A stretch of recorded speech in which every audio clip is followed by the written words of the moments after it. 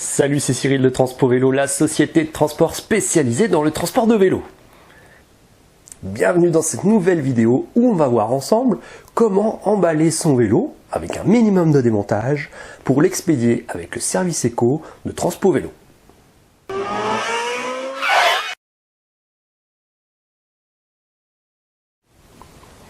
Petit préambule.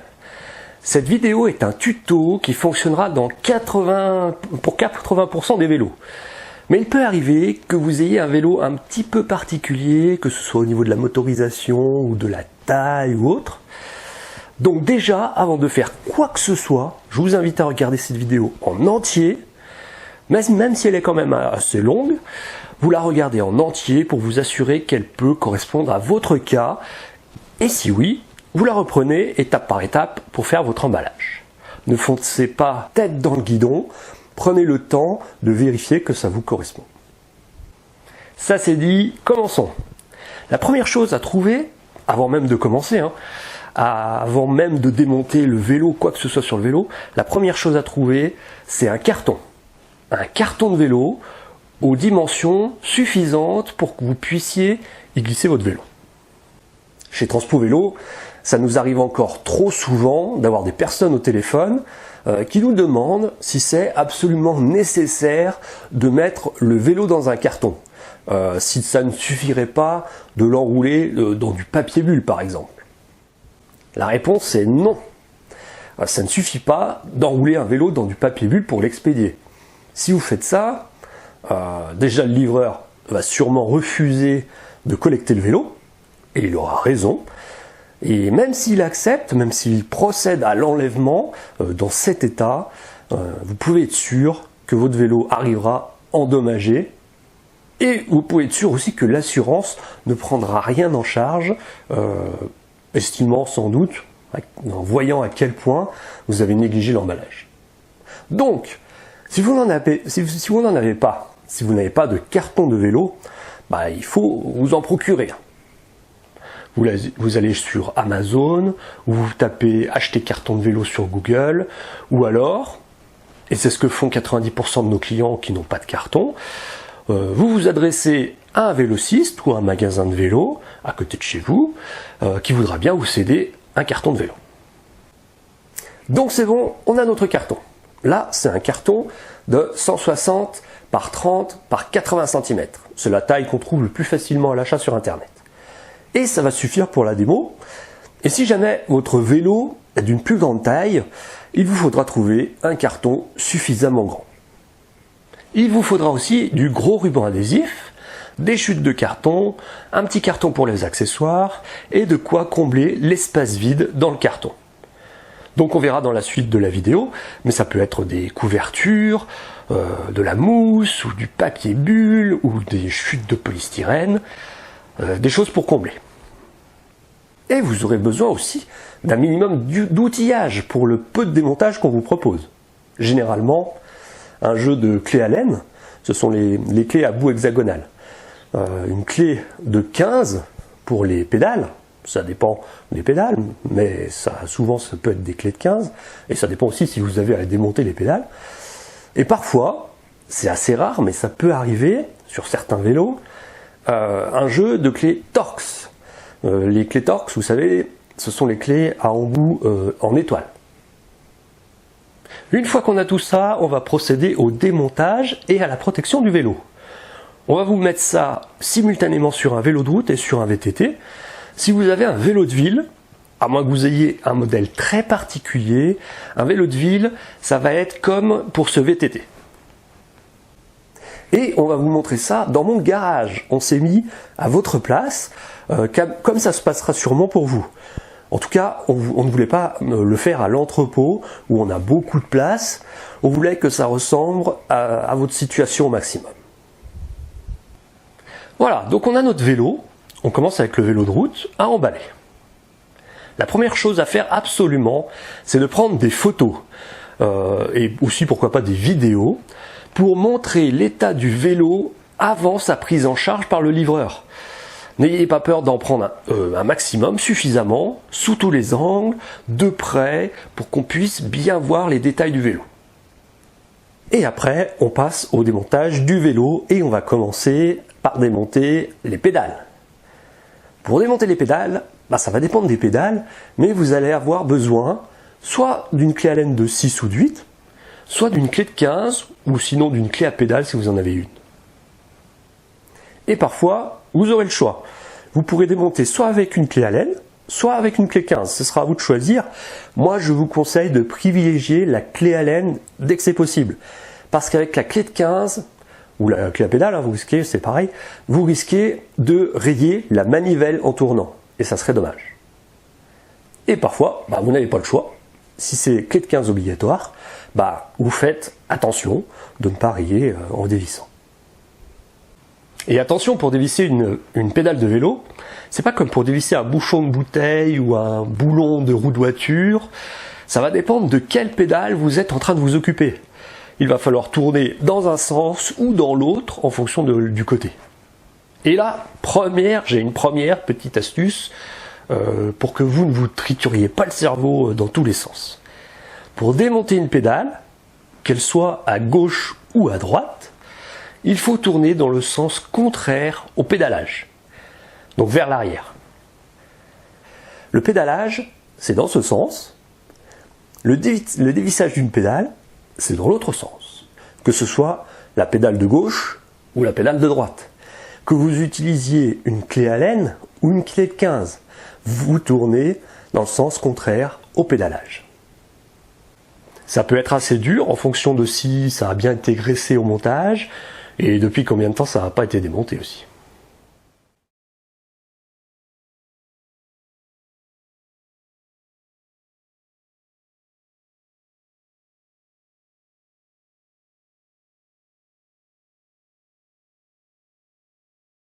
Une fois qu'on a enlevé les pédales, on passe à la selle. Dans 90% des cas, le vélo ne passe pas en hauteur dans le carton si vous laissez la selle. Donc, il va falloir soit baisser, soit enlever la selle, en fonction des vélos.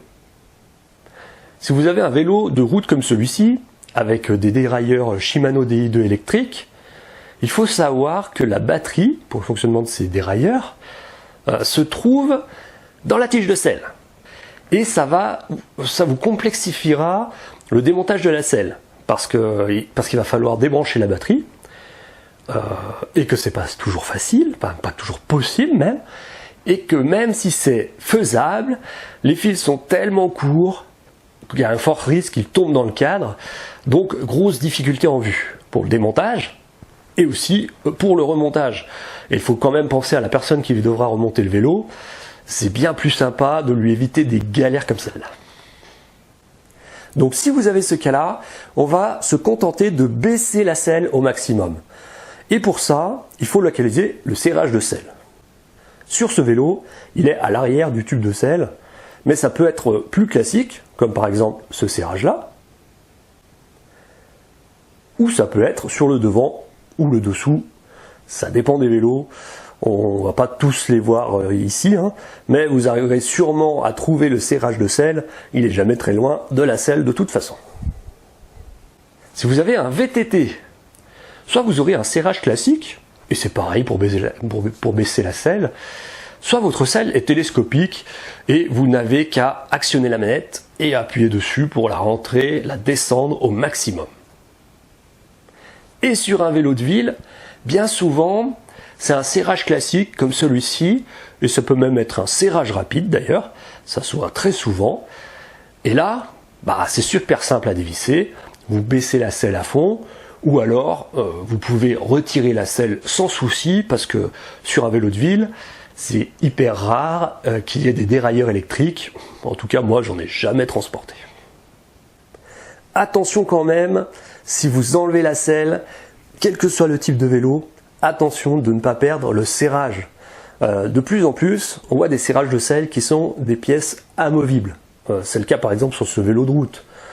Et donc, si vous enlevez la selle et que vous avez ce type de serrage, enlevez-le aussi, placez-le dans le petit carton accessoire qu'on mettra avec le vélo. Et même si vous baissez simplement la selle, sans la retirer, pensez à revisser le serrage pour que ça immobilise la selle pendant le transport. Sinon votre selle, elle va se promener de haut en bas pendant tout le voyage et ça va laisser des rayures sur la tige. Voilà ce qu'on pouvait dire sur la selle. Passons maintenant au guidon, au cintre pour les puristes. En fonction du vélo, les cas vont être un peu différents. Commençons avec le vélo de route qu'on a là depuis le début de la démo. Pour la plupart des vélos de route, on va pouvoir tourner la fourche à l'équerre afin que le cintre passe en largeur dans le carton sans trop de démontage. Mais si jamais vous avez un vélo avec un cintre cockpit, vous savez le cintre cockpit, c'est un cintre un peu particulier qu'on ne peut pas tourner à 90 degrés. Tout au plus, on peut le tourner à 45 degrés, ce qui pour l'emballage ne nous sert à rien.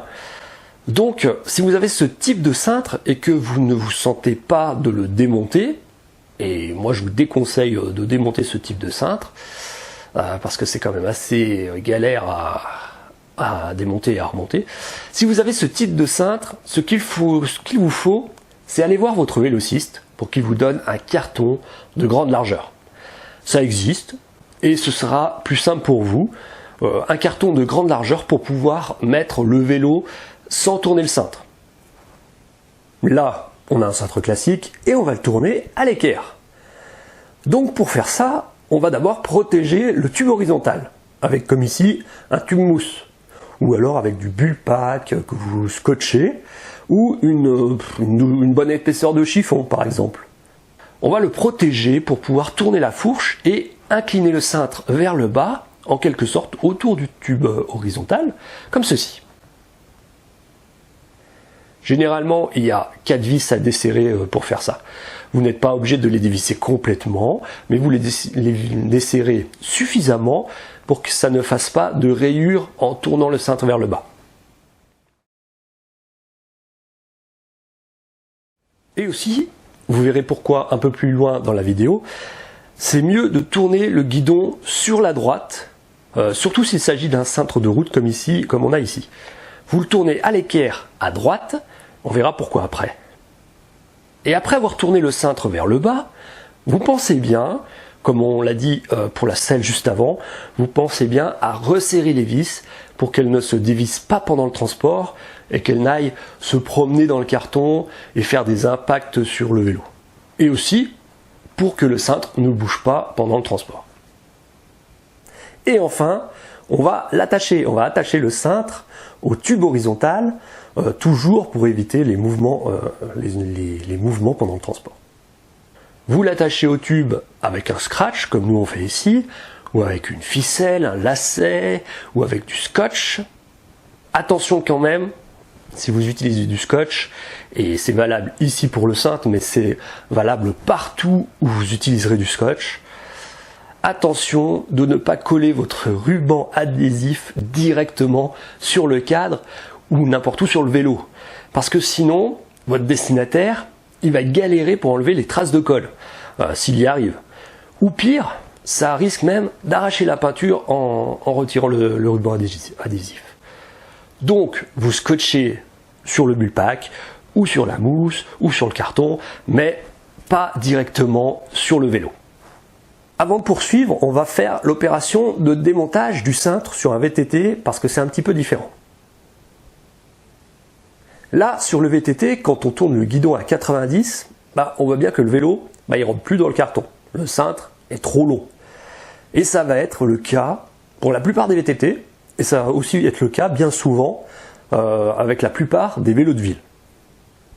Pour savoir si ça va rentrer ou pas dans le carton, vous faites comme nous ici, vous mettez la roue avant à l'équerre, vous placez votre vélo à côté du carton, roue arrière alignée à l'arrière du carton, et vous regardez si ça dépasse devant, tout simplement. C'est très facile. Là, on voit bien que ça dépasse franchement, et donc dans ce cas, vous allez être obligé de démonter le cintre pour pouvoir mettre votre vélo dans le carton. Et c'est parti.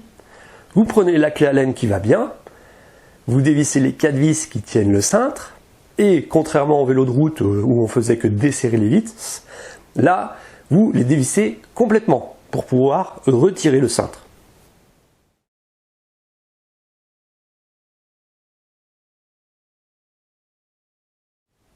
Et vous le posez doucement, vous posez doucement le cintre pour éviter de le rayer.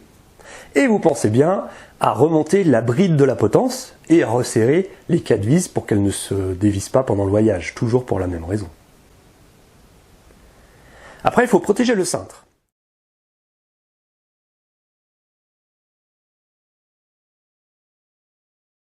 Vous prenez du papier bulle, ou alors des chiffons, ou alors, comme là, on a mis des grandes enveloppes à bulles, c'est parfait pour ça.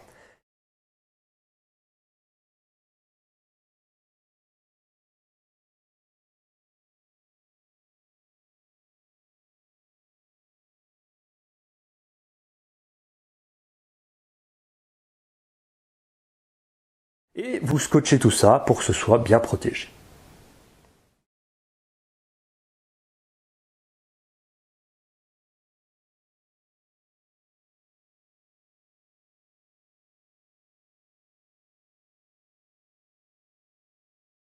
Ensuite, vous entourez le haut de la fourche et la potence de papier bulle parce qu'ils vont être à proximité du cintre pendant le transport.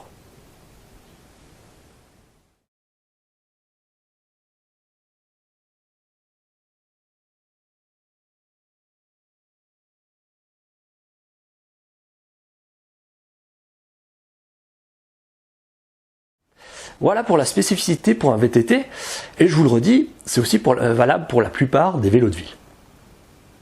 Avant de poursuivre, je voulais vous montrer les types de serrage que vous pourriez avoir au niveau du cintre.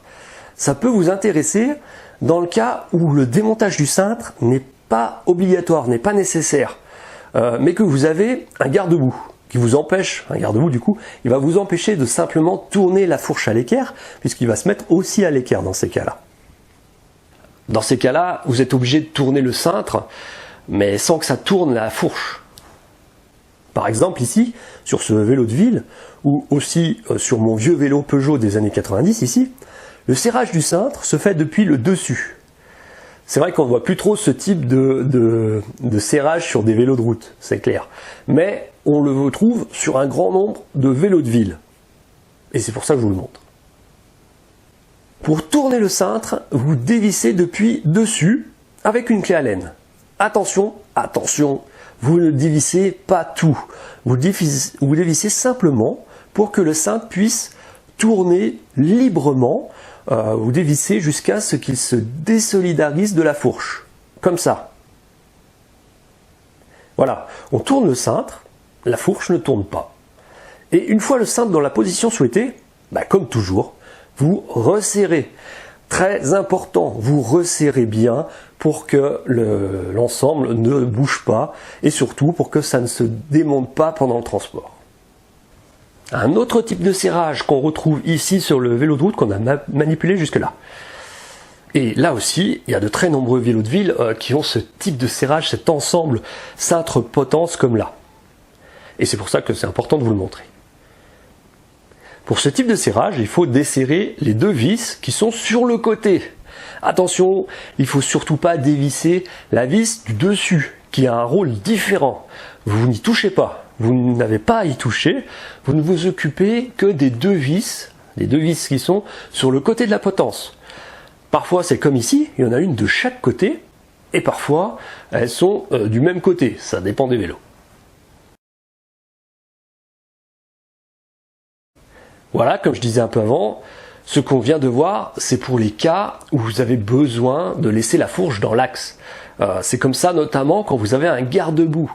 Vous ne pouvez pas tourner la fourche dans le carton, puisque le garde-boue tourne aussi, et est plus large que le carton.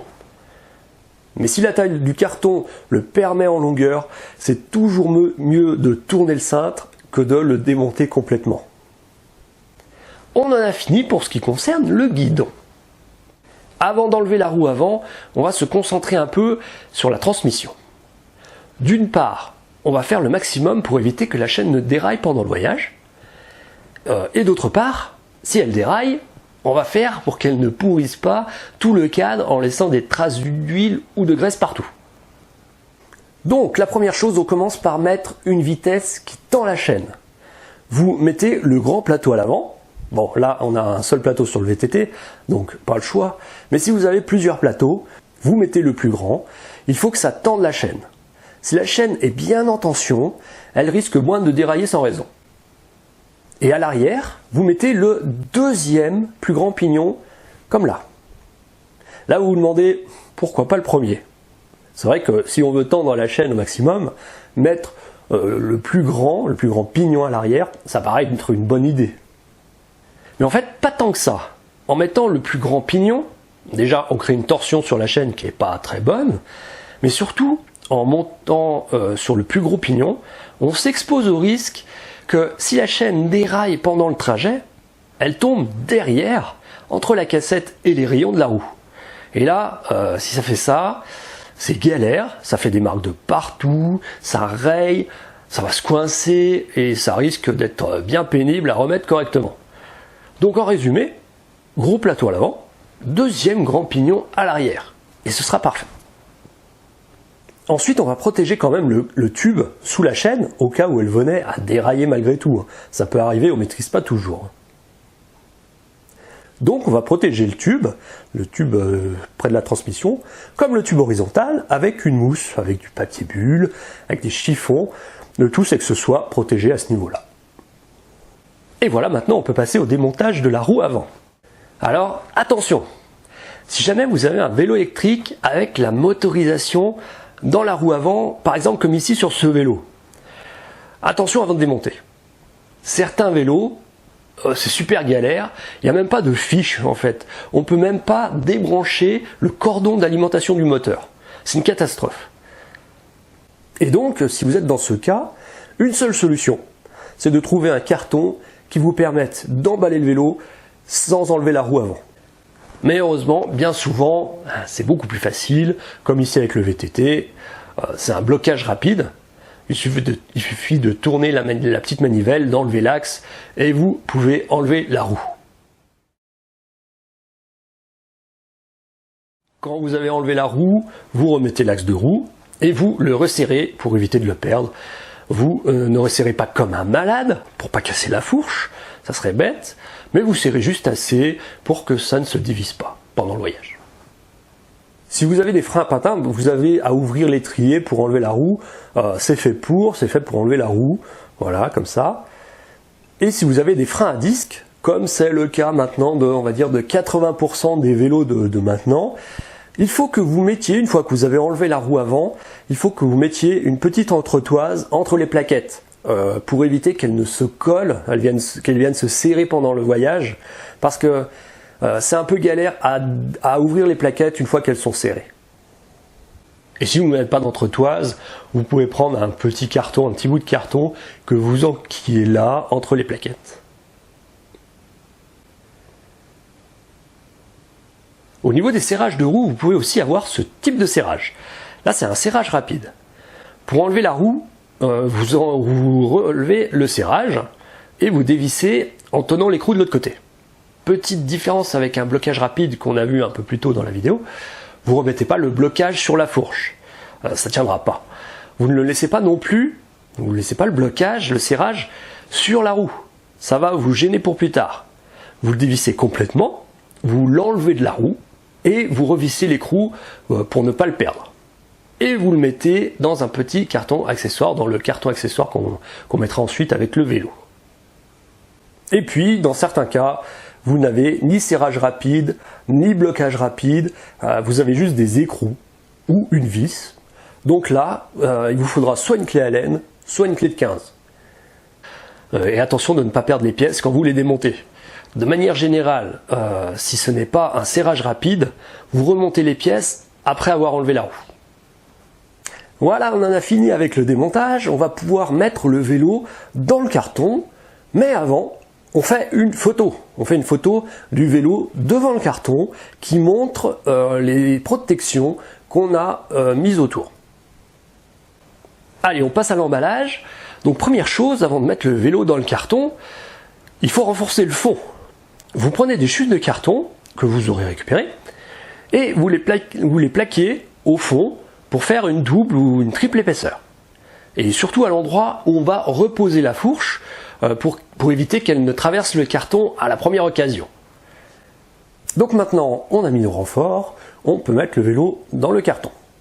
Là, le vélo de route, ou le VTT, ce sont des vélos qui ne sont pas très lourds, mais si vous avez un vélo de ville électrique, on évite à 20-25 kg et plus même des fois, ça peut être judicieux d'être à deux pour le mettre dans le carton, pour éviter de vous faire mal au dos ou de faire tomber le vélo. Petit détail qui a son importance, regardez, on met les manivelles à l'horizontale. Pourquoi? Parce que si vous les mettez à la verticale, le vélo risque de porter sur une manivelle et de passer à travers le carton à la première occasion, même si on a mis des renforts au fond. Donc, manivelle à l'horizontale, on glisse le vélo dans le carton le plus possible à l'arrière. Et attention, si vous avez un garde-boue à l'arrière, la plupart des vélos de ville en ont un. Faites attention, si vous avez un garde-boue à l'arrière, que ce ne soit pas le garde-boue qui appuie contre le carton, que le carton ne soit pas directement en contact avec le garde-boue, mais bien avec le pneu.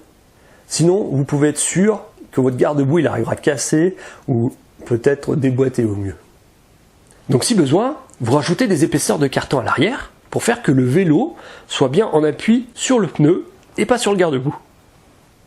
Voilà, on a mis le vélo dans le carton, on va maintenant mettre la roue en la protégeant avant.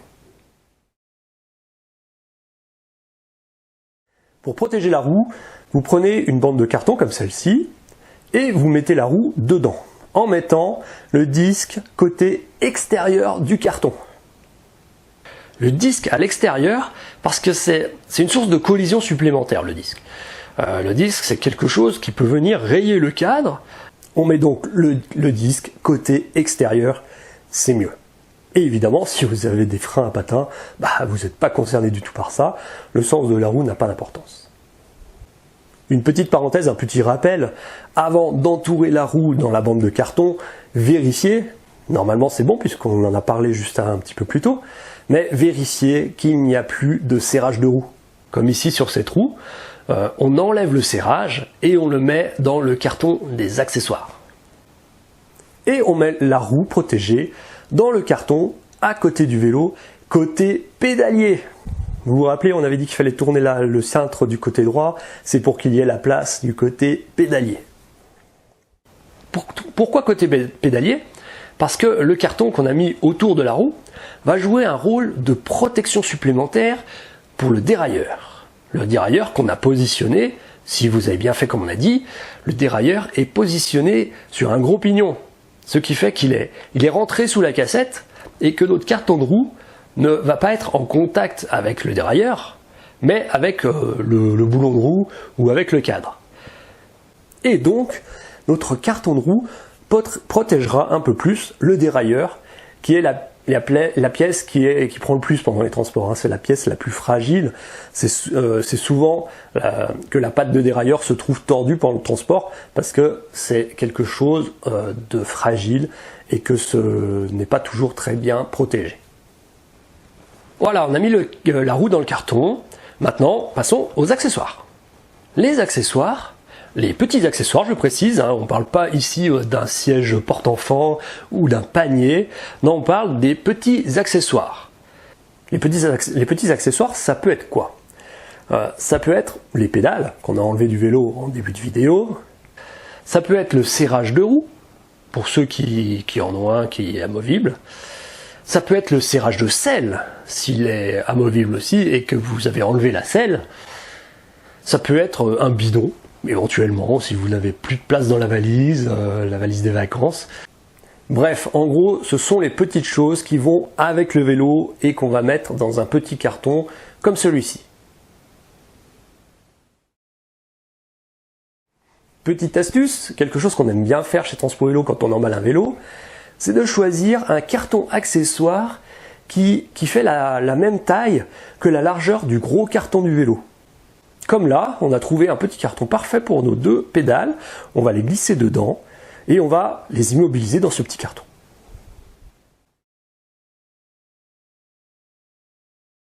Vous pouvez faire comme on fait ici, en collant les pédales avec du scotch à l'intérieur du carton. Il faut que ce soit du scotch de qualité, mais c'est possible. Ou sinon, vous pouvez aussi mettre chacune des pédales dans un chiffon Le but, comme toujours, c'est éviter, c'est faire qu'elles ne viennent pas se choquer l'une et l'autre, pour éviter les rayures notamment. Et vous faites pareil avec tout ce que vous mettez dans ce petit carton. Ce petit carton, vous le fermez bien avec du ruban adhésif, très important pour qu'il ne s'ouvre pas pendant le transport et que les pièces qui se trouvent dedans ne se promènent, il ne faut pas qu'elles se promènent pendant toute la durée du transport dans le carton du vélo, et sinon elles risquent de elles vont péter dans le cadre. Et ce petit carton, petite astuce spéciale transpo vélo, ce petit carton, vous venez le mettre au-dessus de la roue arrière. Et comme il fait la même taille que le gros carton, il va venir le renforcer. Il va venir le renforcer pour empêcher l'écrasement à ce niveau-là. Et c'est toujours dans l'objectif de protéger le dérailleur, la pièce la plus sensible du vélo. Petite parenthèse, si jamais vous avez retiré la selle du vélo, l'idéal c'est de trouver un autre petit carton pour la mettre à l'intérieur, comme pour les pédales. Un autre petit carton, un deuxième petit carton, si possible de la même largeur que le gros carton, et ce deuxième carton, vous viendrez le mettre au niveau du tube horizontal et ça créera une protection supplémentaire, un carton qui empêchera l'écrasement à ce niveau-là. Là, nous n'avons pas enlevé la selle, donc on n'est pas concerné, mais si jamais, pensez-y. Étape suivante, on va renforcer et protéger le carton de vélo sur les côtés. Pour ça, il vous faut des pièces de carton, des chutes, ça fait le job. Et vous venez les mettre de chaque côté du vélo pour renforcer le carton sur les côtés.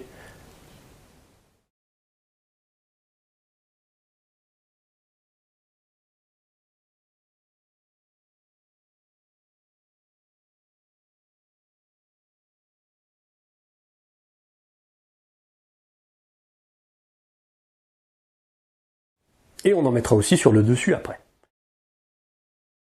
Et pour finir, avant de fermer, il faut combler tout l'espace. Tout l'espace vide qu'il reste dans le carton, il faut le combler. Vous pouvez faire comme on fait nous. Vous remplissez l'espace avec des couvertures. Ça c'est le top, des grosses couvertures.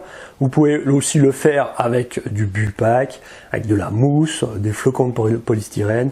Bref, vous comblez l'espace avec ce que vous avez, mais il faut bien tout combler pour éviter que le vélo ne bouge pendant le transport, qu'il ne bouge dans le carton, et aussi pour permettre que l'emballage lui permette d'encaisser les chocs qui pourraient arriver pendant le voyage. Une fois que vous avez bien tout rempli, avant de fermer le carton, vous prenez des photos depuis dessus de votre vélo emballé. Et ensuite, on va pouvoir procéder au scotchage à la fermeture du carton. Vous prenez votre rouleau de ruban adhésif et vous commencez à scotcher le dessus du carton. Vous faites que le ruban colle sur une grosse hauteur du carton de chaque côté. Et vous faites ça sur plusieurs bandes comme on le fait ici. Petite parenthèse là aussi, concernant les anciennes étiquettes qui peuvent rester sur le carton, des étiquettes d'anciens transports. Attention à bien faire disparaître tous les codes-barres visibles. Si vous avez des codes-barres autres que ceux de l'étiquette Geodis qu'on vous fournit quand vous réservez le transport, il y a un risque sérieux que votre colis se perde, ou soit immobilisé dans un entrepôt, ou fasse un retour à l'expéditeur.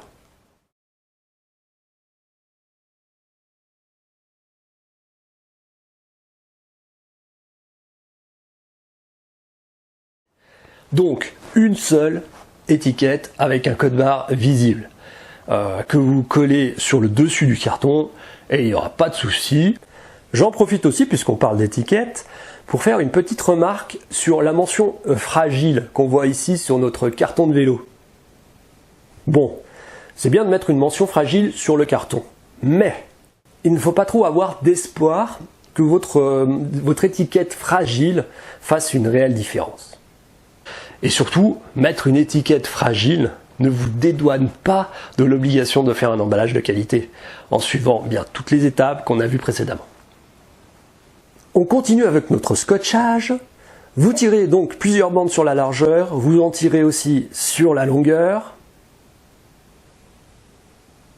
Et une fois que vous avez fait le dessus, il faut faire le dessous. Ça, c'est une erreur qu'on voit très souvent. Les gens scotchent parfaitement le dessus de leur carton, mais ils oublient de scotcher le dessous, alors qu'il y a beaucoup plus de risques que le carton s'ouvre par en bas que par en haut.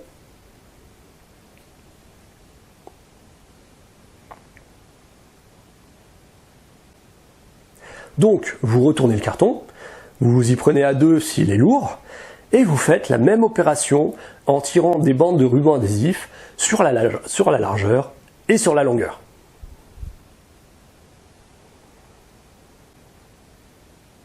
Et encore une petite astuce avec le ruban adhésif, vous faites que vos bandes que vous tirez sur le dessous du carton, vous faites qu'elles viennent se coller sur les bandes que vous avez tirées sur le dessus. Voilà comme on fait ici. Le scotch, il colle jamais aussi bien que quand on le colle à lui-même. Donc vous faites que les bandes que vous tirez sur le dessous, elles viennent se coller sur les bandes que vous aviez tirées avant sur le dessus. Et ça collera parfaitement.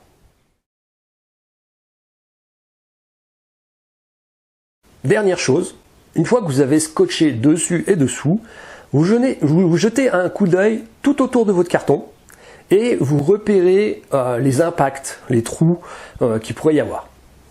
Si votre carton est neuf, que vous l'avez acheté sur Amazon ou autre, vous n'aurez sans doute rien à retoucher.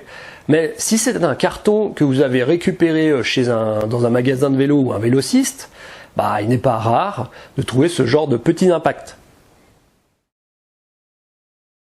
Faire ça a deux intérêts. Déjà, ça permettra de montrer, en cas de problème, même si on ne le souhaite pas, ça permettra de montrer à l'assurance qu'on a bien pris soin de faire un emballage de qualité.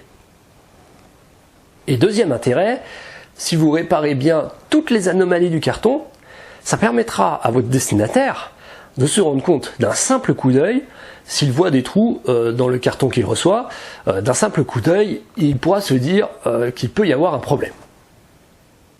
Petit aparté encore, puisqu'on en parle, même si rien n'est visible à l'œil nu à la livraison sur le carton, on vous conseille vivement de procéder au déballage du vélo avec le livreur. Sinon, tout ce que vous découvrirez après, ce sera trop tard. Voilà, notre emballage est terminé, mais avant de le confier au livreur Geodis, il reste une chose importante à faire, c'est de prendre des photos. Des photos de tous les angles. Vous prenez des photos de tous les angles de votre carton terminé. Et c'est fini. Bravo, vous avez suivi tous les conseils de cette vidéo. Vous avez un emballage de qualité avec un minimum de démontage.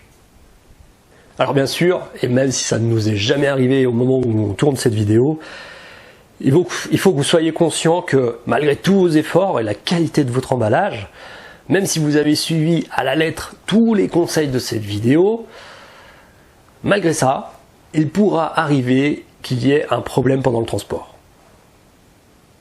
Mais si vous avez tout fait comme on vous l'a montré, si vous avez pris des photos de chaque étape comme on a dit, déjà le risque de sinistre est réduit puisque vous avez fait un emballage de qualité, mais même en cas de sinistre pendant le transport, avec toutes les photos qu'on a prises, on aura tous les éléments pour obtenir le dédommagement auprès de l'assurance, parce qu'on a vraiment mis toutes les chances de notre côté.